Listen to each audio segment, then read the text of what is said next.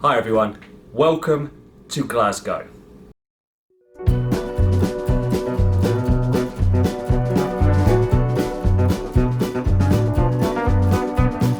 Yes, Scotland's first ever Hyrox, and I'm here to take part in it. It is my fifth, I can't believe it, fifth Hyrox event.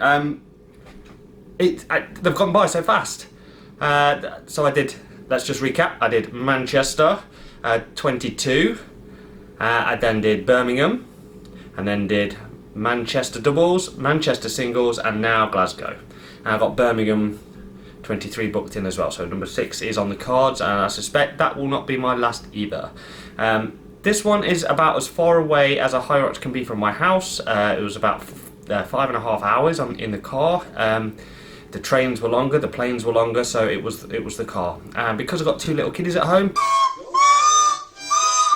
I have to go home straight after to relieve my mother and my mother-in-law from their responsibilities, looking after my handfuls of joy. Ah! Kill me!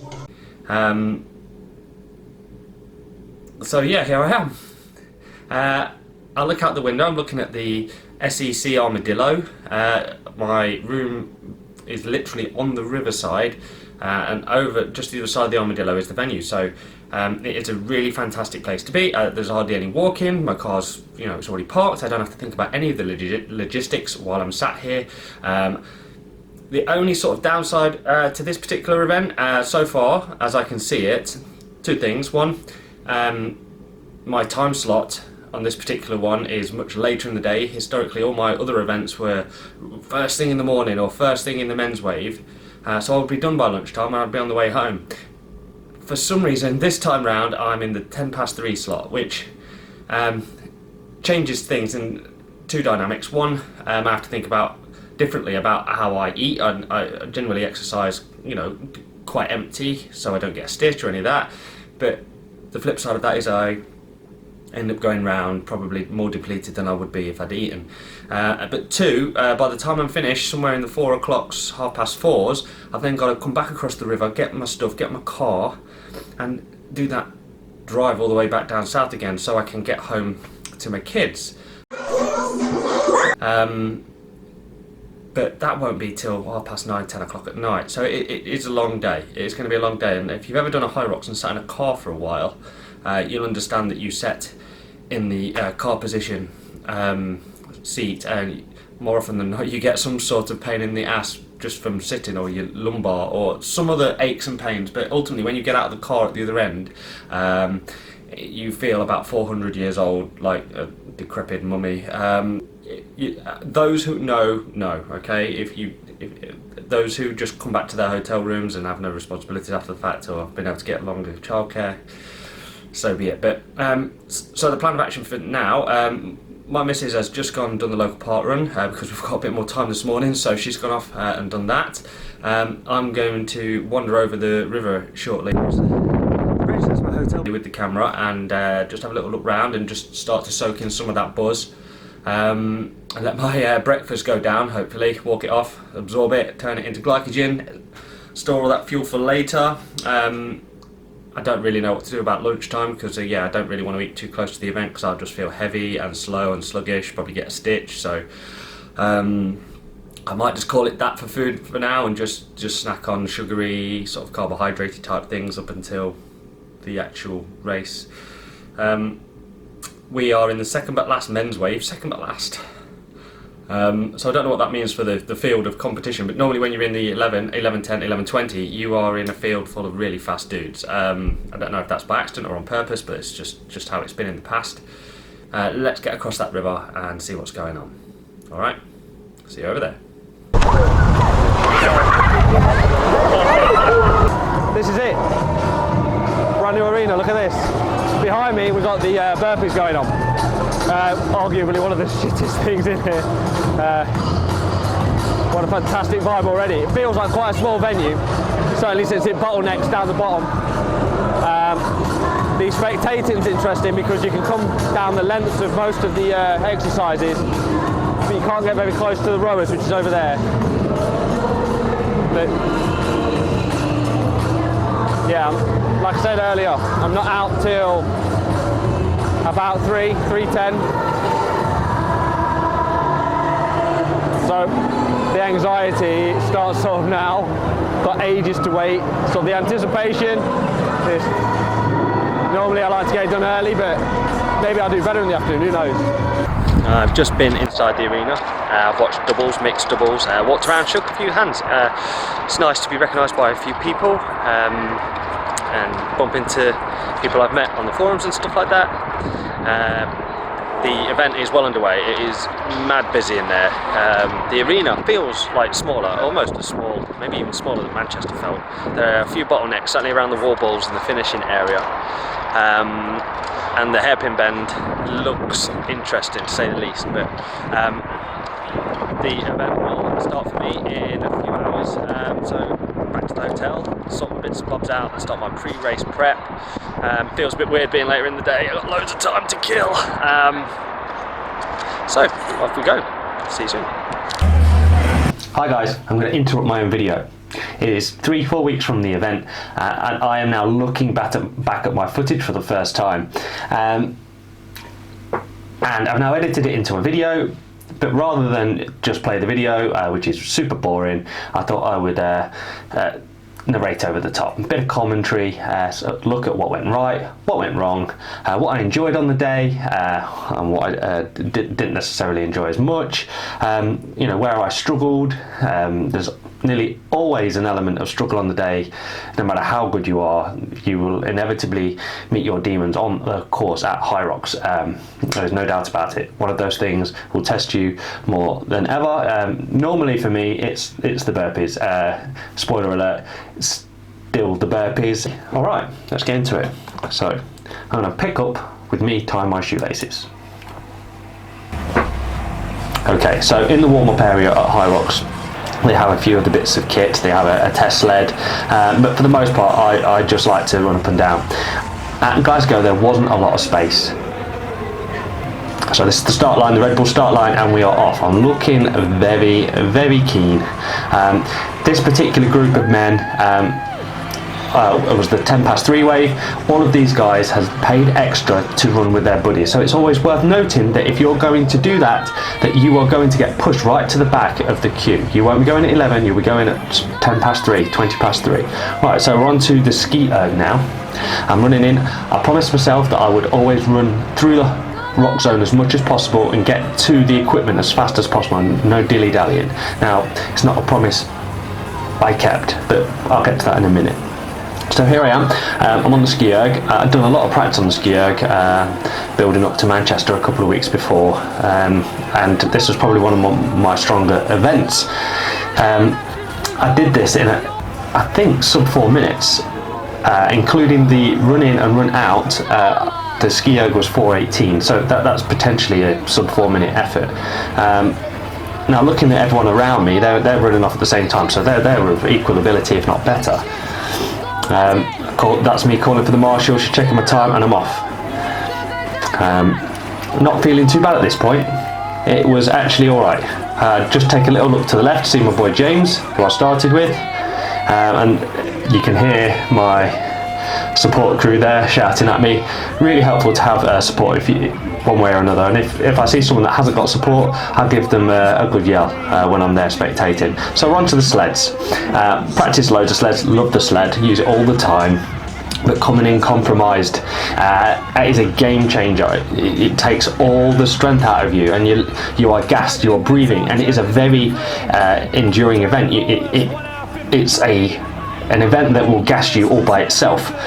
And I managed, I think, 2 3/4 lengths before a hint of pausing came about, and I noticed there were guys all around me stopping and pausing, so don't feel too bad if you have to do it. These are really fit guys, and it felt like I'd hit something under the carpet here. I think sometimes there's anomalies on the floor, or there's cables, or there's rough bits and smooth bits.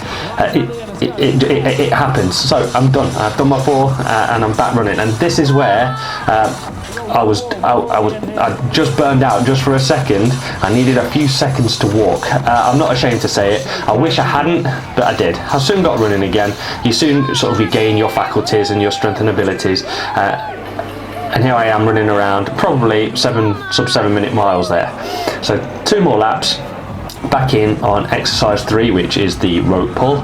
And earlier in that day I'd made a joke that I wouldn't want to be in the first lane because you're close to the spectators, you can hear them talking, but there was also obviously things that going under the carpet right next to lifting up the carpet, wires and stuff. And I ended up on that particular lane. So here I am. It was only made slightly worse or better by the fact that I had, if you watch behind me, over to the left there, you can see John Stevenson fully documenting my demise on the rope pull. My hand over hand, I'd tried to plan I would do it hand over hand on the first run, hands together pull on the second and third, and then walk it back on the 4th. But obviously you can see that I was pulling it with both hands before the first run was even over, and I'm starting to dawdle. That's a sign of fatigue. I'm just buying myself some time to recover. Again, they're the things that I need to cut down on. That's where the time is wasted. Seconds add up every single time you do this. So now I'm double arm pulling, which is, a big one pull, and now I'm starting to walk it back. Again, I'm still running between them. That's still quite positive for me. I'm still running between them, but the actual speed in which I'm pulling isn't comparable to what I would have done in training.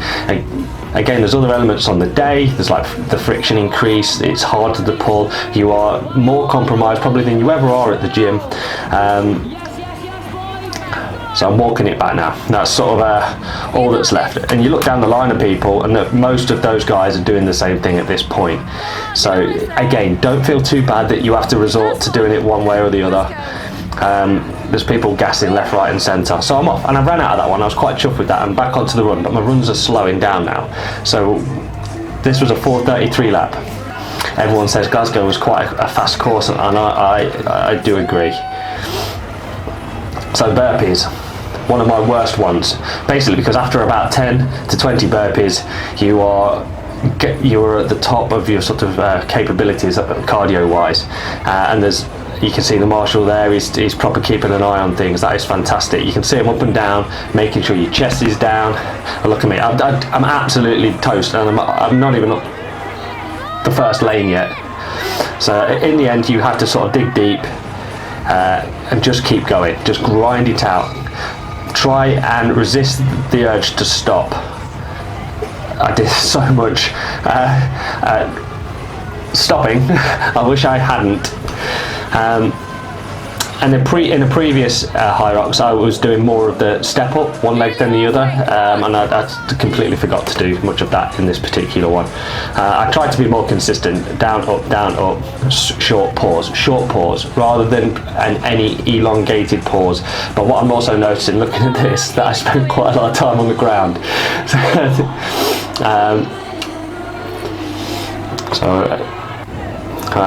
The whole movement just starts to get a little bit more lazy, and this is my worst event. Everyone will have the thing they hate doing the most when they get there. A lot of people will do burpees because burpees really do suck over this sort of distance and in these sort of circumstances. Big jump over the end and I'm done. Again, I walked a little bit after that one. I'm not afraid to shake. And if you look at me there, on that particular lap, I was struggling with a stitch. I then went into the row, and doing the row had eliminated that stitch, but I've got no footage of the row because they put the row outside of the visibility of the spectators. So we've gone straight into the farmers. Now I put more footage of this into top up for missing out on the row. This is one of my favourite events. I'm not going particularly quick, but it's still a sub 2 minute effort. And most of the reason why I can get it under sub 2 minutes is because I can keep the walk elevated, so a fast pace. I'm not running like that fella there. I mean, he's a hero, obviously, but I managed to keep it going all the way to the end without stopping, without putting them down. By the end, I do feel it in my shoulders. I'm quite taxed, but I keep going. I don't put them down. I don't take that second. If you have to, you have to. But this is just one of my favourite events. I don't know why the carry has always just been a favourite of mine. So I did this one in 1:53, including the in and out. So yeah, a respectful effort on my part for this. I could obviously shave more time off. Certainly, if I was fresh, I could probably do it in 1:30, no problem. But almost this is one to preserve the legs on more so than say the rower, which a lot of people sort of idle on, as this one only takes a couple of minutes. This is a potential one to save your legs. You come off compromised in a different way. So this is the last part of the run to the end. I'm obviously starting to feel it in my hands now. I feel it in two places, my hands and my shoulders. But I'm adamant. I've managed to make the farmer's walk on all of my singles and men's opens efforts. So and you must always put them back down where they tell you to. And this dude proper shows me some respect, fist bump, and we're off. So we're now into run 7. Sweeping through already. I am feeling gassed, but I'm okay. My pace is so this one was 4.5 minutes and straight into the lunges. I didn't want I always find that the sandbag in lunges just sits weirdly on me. I look at everyone else and it's perfectly balanced. To me, it always looks like I've got a sack of potatoes around my head, and it's always sloping off to one side or round my ear holes. But this is one that I've improved on quite a lot. Yeah, the sandbag lunges, I mean, I went from like 6.5 minutes in my first Hyrox, and this was sub 5. And again, I know I can do better. I went into this with the general game plan of the 2-step. So feet together, lunge, feet together, lunge. And as you can see in the video, that's exactly what I'm doing. And I said to myself, if I got toward the end, then I would accelerate with, if I've still got something in the tank. In the past, you start when you approach the obstacle, you do continuous steps, but you just get lactic acid build up so much faster, and by a quarter of the way in, you're having to resort to the 2-step anyway, because you're fatiguing. I'm still going. I'm sticking to my game plan here. It's 1-step, 2-step, 1-step, 2-step, and it was working for me. And everyone around me was kind of doing the same thing. It's quite a common technique. It's just knowing yourself on the day, what you've got left in the tank. I kept telling myself no stopping on this one. I just kept it continuous. I kept it consistent. I just kept going and going and going. And then as I got toward the end, I started to slowly increase the pace, and I was off. So we're on run 8, and this is the last one before the wall balls. It's the slightly longer lap, so I got almost an entire extra lap to do. So that's the second lap, and there's the wall ball turn off that I'll take on this particular lap. I'm coming in. I've sort of been with this fella the entire way round, and this is arguably where the wheels fall off. The wall balls. Nightmare. I don't mind doing wall balls normally, but just in this sort of situation, having done all of those other things, these are horrible. I broke them down into 10s, and then before the end I was breaking them down into 5s. I just needed to get the job done. And this guy in the kilt was an absolute legend. He was making fun of me behind my back, but he was giving me some good talk throughout. See, a little bit of humour like that. It just makes a video. It just makes a video a little bit nicer. They're not there to punish you. They're just there to make sure you're doing it right and to support you throughout. And this guy, I know many of other people have said how good he was. I say that. I reiterate that. Brilliant guy. All the marshals brilliant, but he was my one, so he's special. Yeah, so I've broken them down, and this is where I was resting too much. I looked at my watch, I went in there sort of a 109, 110, and every time I rest I checked my watch, and the time was dribbling away. I knew that I had 117.50 to beat.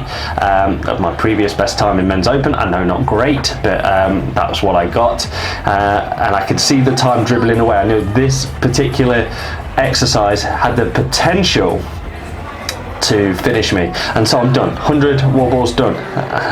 A little last minute run, dodge of the commentator, pose for the photo, and then completely out of juice. And my trademark face down, snot on the ground, roll over onto back, and nearly die. So there I am. It doesn't scream fitness when you're lying on your back under a giant screen that says fitness, but there I am. That's how I finish. And then when I get my faculties back together, I know that Holly's still there with the with the camera, so just give her a little wave, and then I go sort of try and find as much free Red Bull as I can. So yeah, so my time was 1:16.13, I believe, if that's what it's, 1:16.13, and that was my fastest time. And it's a time that is easily beatable.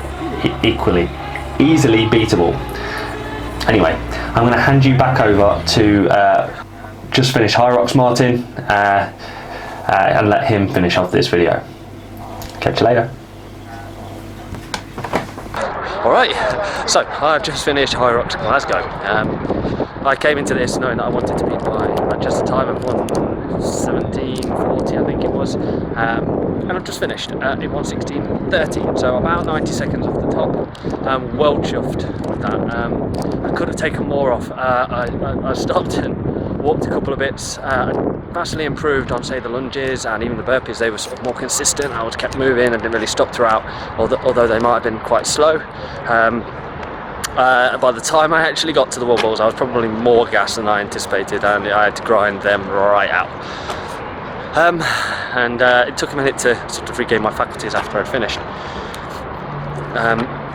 It has been a great event. I managed to meet a few of the Facebook forum sort of regulars. We've got Brian and John and Justine and Heather. Lots of people that I speak to on the forum and on Facebook, just generally about this sort of stuff. Really nice to meet you all, anyway. And now we are going to spend 5.5 hours driving back to Leicester. I am not going to do well from that drive, I don't think. The seas are pretty bad. Anyway, it was a really good event. Well, thank you to the marshals and the event organisers at the SEC Glasgow. Thank you very much. If you were just passing through my channel, give it a like and subscribe, and I will see you in my next video. See you soon. Bye.